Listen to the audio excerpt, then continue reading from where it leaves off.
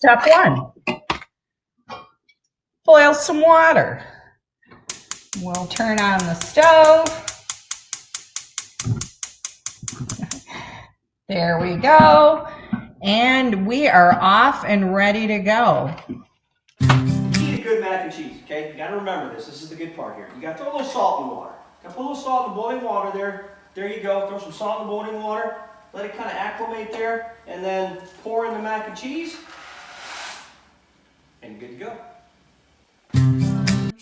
Next step would be to add your milk and your cheese. We are doing almond milk and a little bit of non-fat Greek yogurt. Take a look at our macaroni and cheese and see how we're doing. Looks like we're ready to go.